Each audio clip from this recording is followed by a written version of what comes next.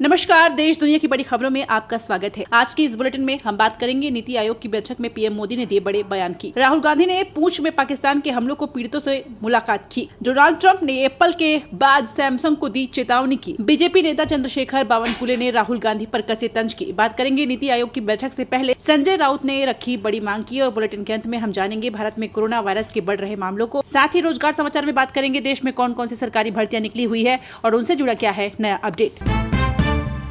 PM बोले, हमें team India की तरह काम करना होगा। नीति आयोग की बैठक में कहा, राज्य विकसित तभी भारत विकसित होगा। प्रधानमंत्री नरेंद्र मोदी ने नई दिल्ली के भारत मंडपम में नीति आयोग की 10वीं गवर्निंग काउंसिल की बैठक की अध्यक्षता में पीएम ने कहा, हमें टीम इंडिया की तरह काम करना होगा। विकसित भारत हर भारतीय का लक्ष्य है।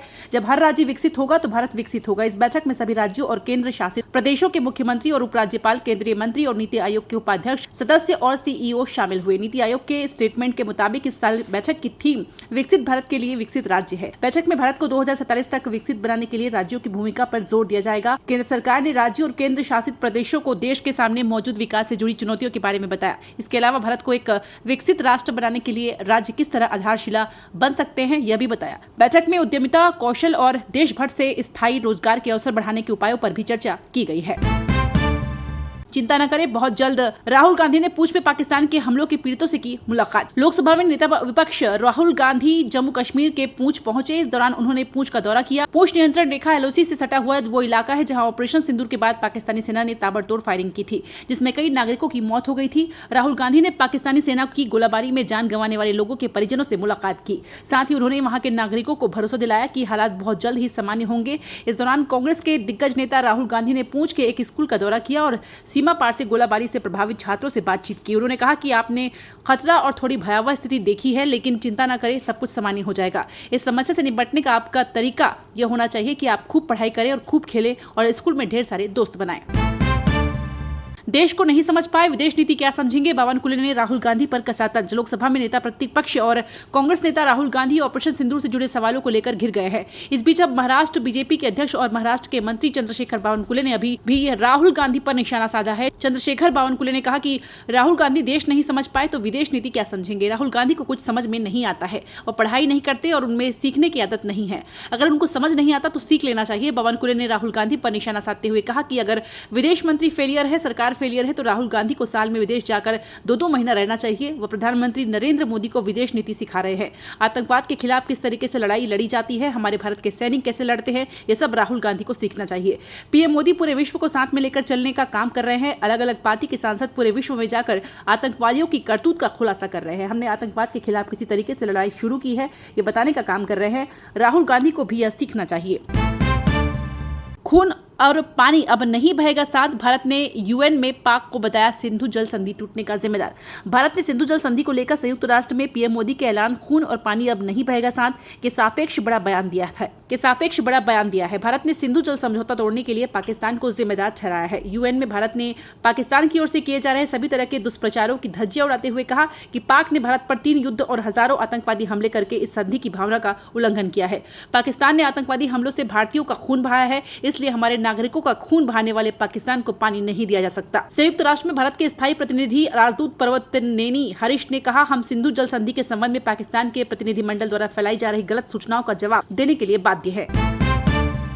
एप्पल को 25% टैरिफ की धमकी देने के बाद ट्रंप ने सैमसंग को निशाने पर लिया, दी चेतावनी। राष्ट्रपति डोनाल्ड ट्रंप ने चेतावनी दी है कि देश के बाहर बने सभी स्मार्टफोन्स पर जल्द ही 25% टैरिफ लगाया जा सकता है। इन स्मार्टफोन्स में एप्पल का आईफोन समेत सैमसंग और दूसरी कंपनियों के डिवाइसेस भी शामिल है। ट्रंप ने कहा कि अगर ये स्मार्टफोन अमेरिका में ही बनते हैं तो कोई टैरिफ नहीं लगेगा, वहीं अगर ये बाहर से बनकर अमेरिका में बेचे जाते हैं तो टैरिफ देना होगा। ट्रंप ने कहा, इस पॉलिसी में सिर्फ एप्पल ही प्रभावित नहीं होगा, बल्कि यह इससे काफी ज्यादा व्यापक होगी। सैमसंग और दूसरी कंपनियां भी इस टैरिफ के दायरे में आएंगी, अन्यथा यह उचित नहीं होगा। जब वे यहां अपना प्लांट लगाते हैं तो कोई टैरिफ नहीं होगा। ट्रंप ने कहा, मैंने बहुत पहले एप्पल को टिम कुक को सूचित कर दिया था कि मुझे उम्मीद है कि उनके आईफोन जो अमेरिका में बेचे जाएंगे वो अमेरिका में निर्मित और बनाए जाएंगे, भारत या कहीं और नहीं। अगर ऐसा नहीं होता तो एप्पल को अमेरिका को कम से कम 25% का टैरिफ देना होगा। 16 साल का छूटा रिकॉर्ड। 8 दिन पहले आया मानसून, केरल में दस्तक, दक्षिण भारत में बारिश शुरू, अल नीनो की संभावना नहीं, अच्छी बारिश होगी। देश में मानसून आज केरल पहुंच गया है। यह अपने तय समय 8 दिन पहले पहुंचा है। मौसम विभाग के मुताबिक 16 साल में ऐसा पहली बार हुआ जब मानसून इतनी जल्दी आया है। 2024 में यह 30 मई को केरल पहुंचा था। मानसून 4 दिन से देश के करीब 40-50 किलोमीटर दूर अटका हुआ था और आज शाम आगे बढ़ा। इसके आज ही तमिलनाडु और कर्नाटक के कई इलाकों में भी पहुंचने की संभावना है। एक हफ्ते में देश के दक्षिणी और पूर्वोत्तर राज्यों जबकि 4 जून तक मध्य और पूर्वी भारत को कवर कर सकता है। आमतौर पर मानसून 1 जून को केरल पहुंचता है और 8 जुलाई तक पूरे देश को कवर कर लेता है। यह 17 सितंबर के आसपास वापस लौटना शुरू करता है और 15 अक्टूबर तक पूरी तरह से वापस चला जाता है। मौसम विज्ञानियों के अनुसार मानसून की शुरुआत की तारीख और सीजन के दौरान कुल बारिश के बीच कोई संबंध नहीं है। इसके जल्दी या देर से पहुंचने का मतलब यह नहीं है कि देश के अन्य हिस्सों को भी उसी तरह कवर करेगा। भारत में फिर लौटा कोरोना। अहमदाबाद में 20 मरीज मिले, गाजियाबाद में 4 केस, दिल्ली में एडवाइजरी जारी। देश में अब तक 312 मामले सामने आए। भारत में कोरोना वायरस के मामले फिर से बढ़ने लगे हैं, जिसने स्वास्थ्य प्रशासन को सतर्क कर दिया है। अहमदाबाद में एक दिन में 20 नए मरीज मिले हैं, जिससे गुजरात में कुल 40 मामले हो गए हैं, जिनमें 33 सक्रिय है। गाजियाबाद में 4 नए मामले सामने आए हैं, जिनमें 3 मरीज आइसोलेशन में है और एक अस्पताल में भर्ती है। देश भर में अब तक 312 सक्रिय मामले दर्ज किए गए हैं, जिनमें 2 लोगों की मौतें हो चुकी है। दिल्ली सरकार ने बढ़ते मामलों को देखते हुए एडवाइजरी जारी की है, जिसमें अस्पतालों को बेड, ऑक्सीजन, दवाइयों और वैक्सीन की पूरी व्यवस्था करने के निर्देश दिए गए हैं। सभी पॉजिटिव नमूनों को जीनोम सीक्वेंसिंग के लिए लोकनायक अस्पताल भेजने का आदेश है। नए मामले ओमिक्रॉन के सब वेरिएंट JN1, LF7 और NB1.8 से जुड़े हैं, जो अत्यधिक संक्रामक है। विशेषज्ञों को कहना है कि इन वेरिएंट्स से गंभीर खतरा नहीं है, लेकिन बुजुर्गों और कमजोर रोग प्रतिरोधक क्षमता वालों को मास्क पहनने और सावधानी बरतने की सलाह दी गई है। CJI प्रोटोकॉल उल्लंघन केस में अफसरों पर कार्रवाई की याचिका खारिज। चीफ जस्टिस गवई ने कहा, यह सस्ती पब्लिसिटी। याचिकाकर्ता पर 7,000 रुपए लगाया जुर्माना। सुप्रीम कोर्ट ने एक वकील की जनहित याचिका को खारिज कर दिया, जिसमें महाराष्ट्र के सीनियर अधिकारियों के खिलाफ कार्रवाई की मांग की गई थी। याचिकाकर्ता का आरोप था कि इन अधिकारियों ने chief justice of India CJI की BR गवई के पहले मुंबई दौरे के दौरान प्रोटोकॉल का उल्लंघन किया। मुख्य न्यायाधीश गवई और जस्टिस ऑगस्टिन जॉर्ज मसीह की बेंच ने इस याचिका को पब्लिसिटी इंटरेस्ट लिटिगेशन बताया और 7 साल के अनुभव वाले याचिकाकर्ता वकील शैलेंद्र मणि त्रिपाठी पर 7,000 रुपए का जुर्माना लगाया, जो उन्हें लीगल सर्विसेज अथॉरिटी में जमा करना होगा। ट्रंप की यूरोपीय यूनियन पर 50% टैरिफ लगाने की दी धमकी। 1 जून से लागू होगा, कहा EU से कोई समझौता नहीं करना। अमेरिकी राष्ट्रपति डोनाल्ड ट्रंप ने यूरोपीय यूनियन के देशों पर 50% टैरिफ लगाने की धमकी दी है। उन्होंने सोशल मीडिया पर पोस्ट करते हुए बताया कि यूरोपियन यूनियन से आने वाले सभी प्रोडक्ट्स पर 50% टैरिफ लगेगा, जब तक ये प्रोडक्ट्स अमेरिका में नहीं बनाए जाते। ट्रंप इसे 1 जून लागू करने का प्लान बना रहे हैं। PTI की रिपोर्ट के मुताबिक ट्रंप यूरोपीय यूनियन के साथ ट्रेड डील के आगे न बढ़ने से नाराज हैं। EU ने आपसी सहमति से सभी टैरिफ को शून्य करने का प्रस्ताव रखा है, जबकि ट्रंप सभी तरह के आयात पर 10% टैरिफ लगाने की बात पर अड़े हैं। ट्रंप ने ओवल ऑफिस के पत्रकारों से बातचीत में साफ किया कि वे EU से कोई समझौता नहीं चाहते। अगर कंपनियां अमेरिका में निवेश करें तो टैरिफ को टाल सकते हैं।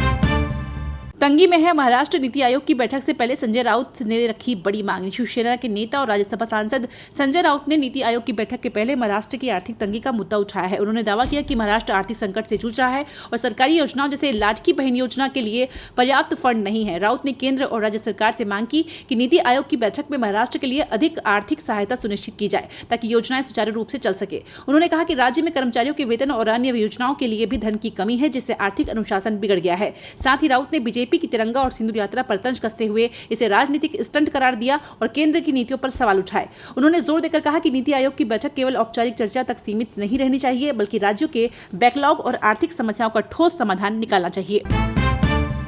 मुझे बहुत दुख होता है जब कोई मुस्लिम यह कहता है कि 1947 में हमने यहाँ रहने का निर्णय लिया। आप नेता संजय सिंह का बड़ा बयान। आम आदमी पार्टी के राज्यसभा सांसद संजय सिंह ने एक विवादास्पद बयान में कहा, मुझे बहुत दुख होता है जब कोई मुस्लिम यह कहता है कि 1947 में हमने यहाँ रहने का निर्णय लिया। उन्होंने कहा कि भारत में मुस्लिम इत्तेफाक से नहीं, बल्कि अपनी इच्छा और देश के प्रति प्रेम के कारण रहे हैं। यह बयान संभल में एक इफ्तार पार्टी के दौरान दिया गया, जहां उन्होंने बीजेपी पर निशाना साधते हुए कहा कि बीजेपी और उसके कार्यकर्ता नफरत फैलाने वाली भाषा बोलते हैं। सिंह ने संभल सीओ के गुजिया बयान की आलोचना की, जिसमें सीओ ने नमाज को लेकर विवादित टिप्पणी की थी। उन्होंने कहा कि भारत गांधी, अंबेडकर और बुद्ध के अहिंसा के सिद्धांतों का देश है, जहां नफरत की कोई जगह नहीं है। सिंह ने योगी आदित्यनाथ से सवाल किया कि यदि मुस्लिम उत्तर प्रदेश में सुरक्षित है तो उनके अधिकारी ऐसी भाषा क्यों बोलते हैं। यह बयान बीजेपी को नफरत फैलाने की नीति के खिलाफ था, जिसे सिंह ने सामाजिक सौहार्द के लिए खतरा बताया।